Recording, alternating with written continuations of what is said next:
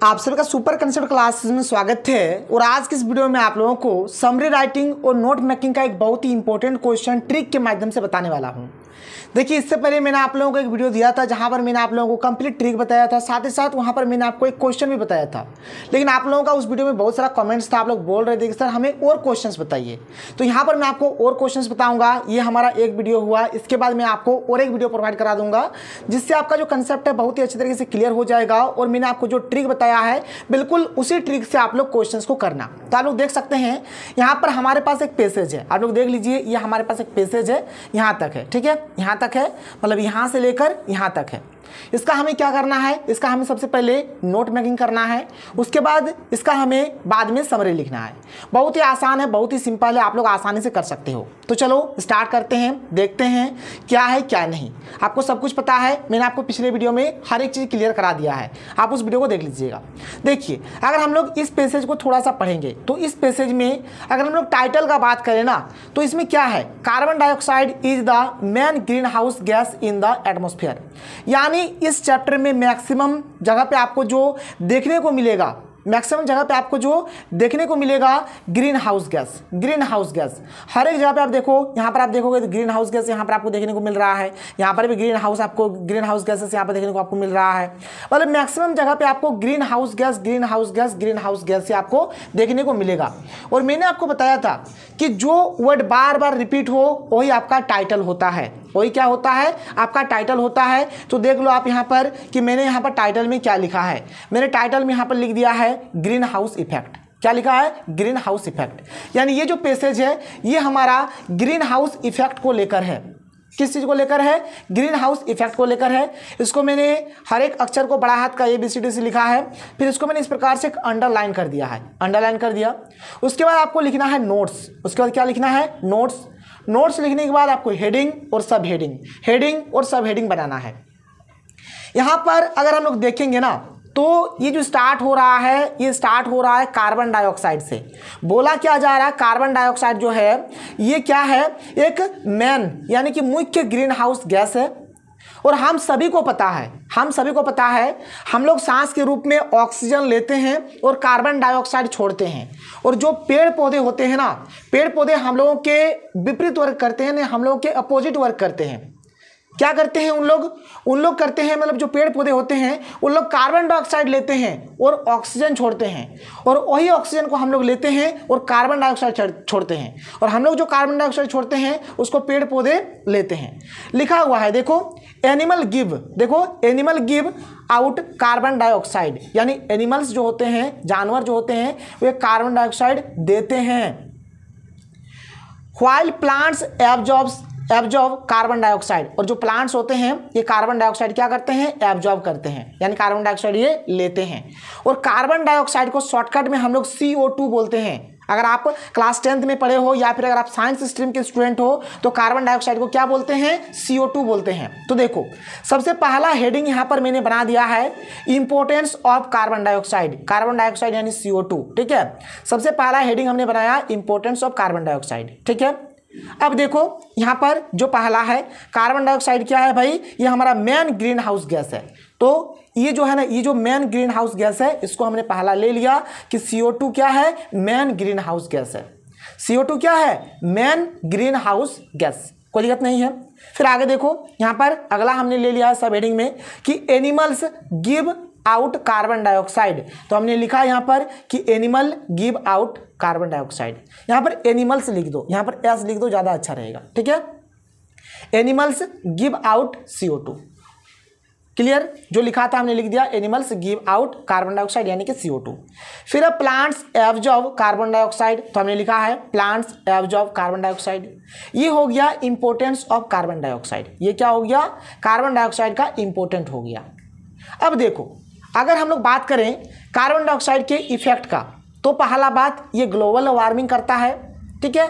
और ये क्या होता है, देखो जो कार्बन डाइऑक्साइड अभी के टाइम में क्या हो रहा है कि जैसे कोयला वगैरह जलाने से जो वाहनों का जो धुआं निकलता है, ये सब चीज़ से हमारा जो इन्वायरमेंट है ना, इसमें कार्बन डाइऑक्साइड की मात्रा बहुत ही तेज़ी से बढ़ रही है, जिससे हमारा पृथ्वी नष्ट हो रही है। अर्थ इज लेफ्ट, ये हो रहा है इसका इफेक्ट। इससे ग्लोबल वार्मिंग हो रहा है। क्या हो रहा है? ग्लोबल वार्मिंग हो रहा है। तो हमने देखो दूसरा बना दिया है effect of CO2, carbon dioxide का इफेक्ट। क्या हो रहा है? तो ग्लोबल वार्मिंग हो रहा है और earth is left, earth is left, जो पृथ्वी है, पृथ्वी को भी यहाँ से खतरा हो रहा है। ये चीज़ हो गया।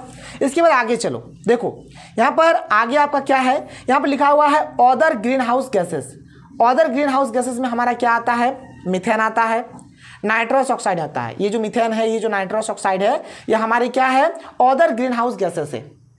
मीथेन का फॉर्मूला जो होता है, अगर आपने क्लास 10th में या फिर 11-12 में पढ़ा है, तो मीथेन का फॉर्मूला होता है CH4 और नाइट्रस ऑक्साइड का होता है NO2। तो हमने लिखा है, देखो यहाँ पर तीसरा हेडिंग क्या है? Other green house gases. Other green house gases में हमने CH4 यानी मीथेन लिख दिया, NO2 यानी कि नाइट्रस ऑक्साइड लिख दिया। देखो कितना सिंपल कितना छोटा छोटा हम लोग लिख रहे हैं, ठीक है। इसके बाद आगे देखो, आगे पढ़ते हैं। आगे देखो यहाँ पर हमने एक हेडिंग बना लिया है CFC। CFC माने होता है क्लोरोफ्लोरोकार्बन। CFC माने क्या होता है? क्लोरोफ्लोरोकार्बन। ये CFC का यूज कहाँ कहाँ होता है? तो देख लो, CFC का यूज होता है रेफ्रिजरेटर्स में, एरोसॉल्स में और फॉर्म पैकेजिंग में, ठीक है। ये 3 चीज में यूज होता है। ये 3 चीज को हमने यहाँ पर लिख दिया है, देख लो यहाँ पे, यूज ऑफ क्लोरोफ्लोरोकार्बन्स, ठीक है। रेफ्रिजरेटर्स, एरोसॉल्स और फॉर्म पैकिंग, ठीक है। तो 4.1, 4.2, 4.3 हमने यहाँ पर सब हेडिंग डाल दिया इससे रिलेटेड। यहाँ तक क्लियर है? बात समझ में आ रहा है आपको? बहुत ही सिंपल है। आपको जो मन में आ रहा है भाई लो, आपको जो हेडिंग लगाना हेडिंग लगाओ, सब हेडिंग लगाओ, हेडिंग सब हेडिंग, हेडिंग सब हेडिंग, हेडिंग सब हेडिंग। मैंने आपको बोला था ये जो आप नोट्स लिखोगे इसमें करीबन आप 3 या 4 लिखना, 3 या 4, उससे अगर ज़्यादा भी होता तब भी कोई दिक्कत नहीं है, लेकिन 3 पक्का लिखना है और 3 से अधिक लिख दो, कोई प्रॉब्लम नहीं है। कोशिश करना भाई 3 तक लिखना ही लिखना है, 3 से कम मत लिखना। 3 या फिर 3 से ज़्यादा लिखो, अब ज़्यादा आप जितना लिख सकते हो, लेकिन 3 कम से कम जरूर लिखना।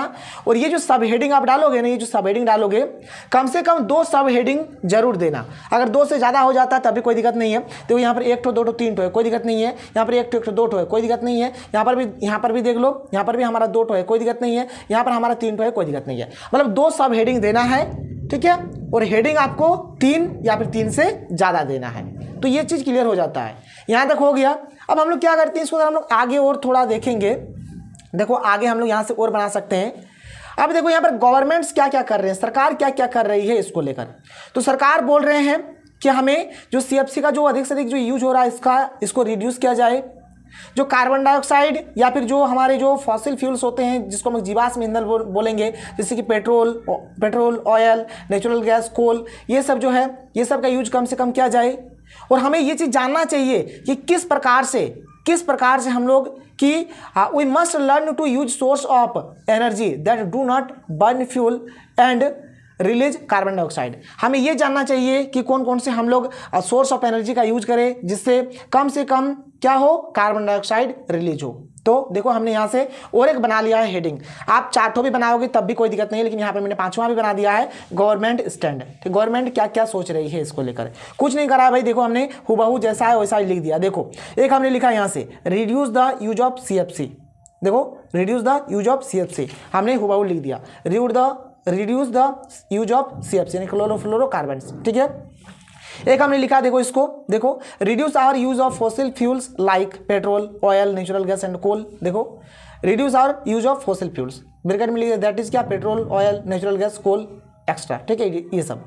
फिर 5.3 हमने क्या करा, उई से लेकर डाइऑक्साइड तक हमने हुबहू लिख दिया। उई से लेकर डाइऑक्साइड तक हमने हुबहू लिख दिया। अब देख लो उई से लेकर, ठीक है, क्या है, कार्बन डाइऑक्साइड, ये डाइऑक्साइड यानी कार्बन डाइऑक्साइड तक हमने लिख दिया। तो उई से लेकर देखो हमने कार्बन डाइऑक्साइड यानी CO2 तक लिख दिया। इसके बाद देखो यहाँ पर जो एनर्जी का जो सोर्स है और क्या क्या है, जो अल्टरनेटिव सोर्स जो है, देखो यहाँ पर लिखा हुआ भी है अल्टरनेटिव सोर्स। देखो अल्टरनेटिव सोर्स क्या क्या है, तो यहाँ पर क्या है, देखो source of power are wind, power of wind, ठीक है, पावर ऑफ विंड, ठीक है। फिर देखो सोलर है, टाइडल है, हाइड्रो इलेक्ट्रिक एनर्जी है। तो हमने यही सब चीज़ को यहाँ पर लिख दिया है। देखो पावर ऑफ विंड हो गया, सोलर हो गया, टाइडल हो गया, हाइड्रो इलेक्ट्रिक एनर्जी हो गया।